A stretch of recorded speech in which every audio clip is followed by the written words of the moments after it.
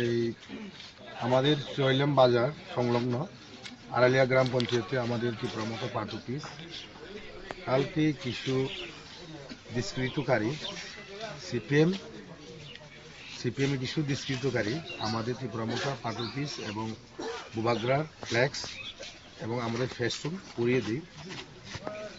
খবরটা শুনে আমি আজকে সকালে ছুটে আসলাম। আমরা এটাই বলতে চাই, ত্রিপুরা রাজ্যে কনস্টেন্সিটা কিভাবে হয়েছে এটা তো প্রশাসন দেখছে, বার হবে। আমি শুনছি খবর কিছু বিজেপির লোক, এখানে তো বিজেপি কোনো মিটিং করতে পারছে না, সিপিএমের কিছু দুষ্কৃতিকারীদের দিয়ে টাকা দিয়ে খিচুড়ি খাওয়াইয়ে কালকে এইভাবে ঘটনা ঘটাইছে।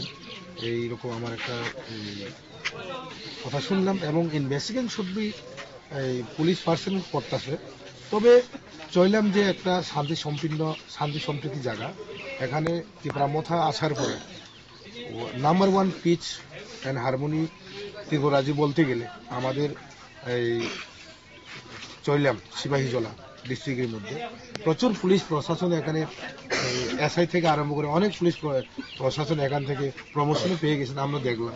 তার মানে বিশ্রামগঞ্জ এবং Bishalgarh PS one of the most piece place, এই জায়গার মধ্যে যদি শান্তি সম্প্রীতি যদি নষ্ট করতে চায় তাকে আমরা ছাড়বো না। আর আপনারা এই প্রশাসন যারা আছে তাদেরকে আমরা 7 জনের নামে এফআইআর করেছেন এবং তাদেরকে আজকের মধ্যে চিহ্নিত করে তাদেরকে আইনত ব্যবস্থা নেওয়া হোক।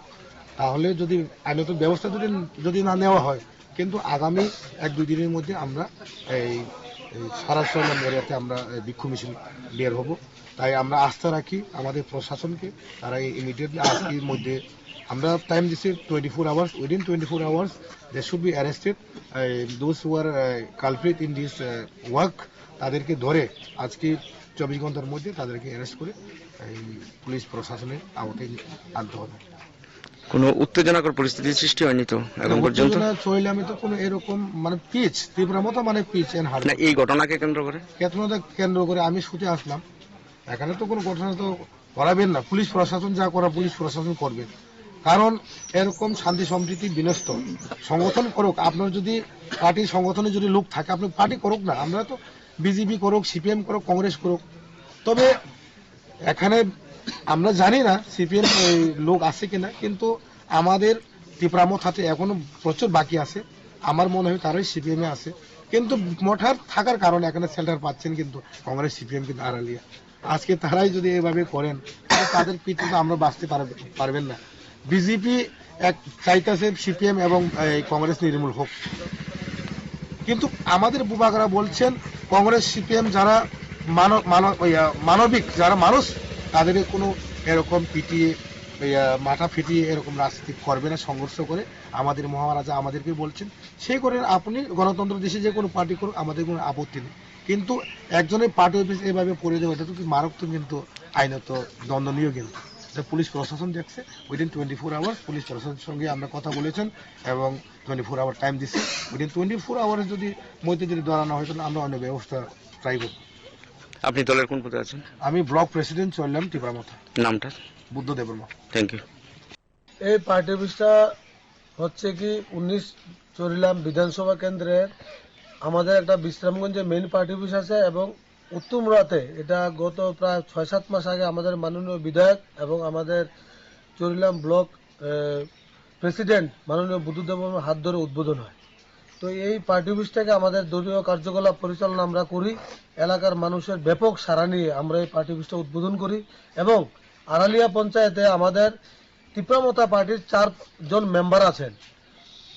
এই উপলক্ষে আমাদের যে এই এলাকার যত মানুষের সুখ দুঃখের কথা আমরা এখানে বসে শুনি এবং সমাধান করার চেষ্টা করি।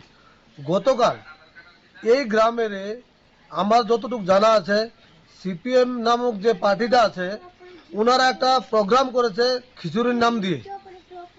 তো এরপরে রাত্রে 10টা পর্যন্ত ওরা খিচুড়ির প্রোগ্রাম করেছে এবং এই খিচুড়ির প্রোগ্রাম করার পরে আনুমানিক 11টা থেকে 12টার মধ্যে আমাদের এই দলীয় পার্টি অফিসের ফ্ল্যাগ ফেস্টুন ছিঁড়ে ফেলা হয় এবং মহারাজের ফ্ল্যাগ পুড়ে ফেলা হয় এবং মহারাজ বীর বিক্রমের ছবি পর্যন্ত ওরা ছিঁড়ে ফেলে।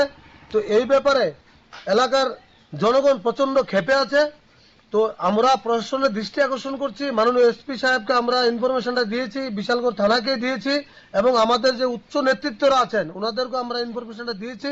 আমরা চাই না এলাকাতে কোনো পলিটিক্যাল ক্লেশ, রাজনীতি, আমরা ফ্ল্যাগ ফেস্টুনের রাজনীতি আমরা করি না।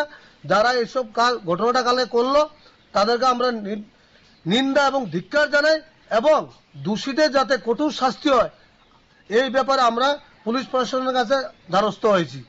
আমাদের কাছে 5-6 জনের নাম এসে গেছে অলরেডি, আমরা তাদের আইডেন্টিফিকেশন করে নিয়েছি, আমরা নাম দিয়ে তাদের এগেইনস্টে আমরা এফআইআরটা করছি।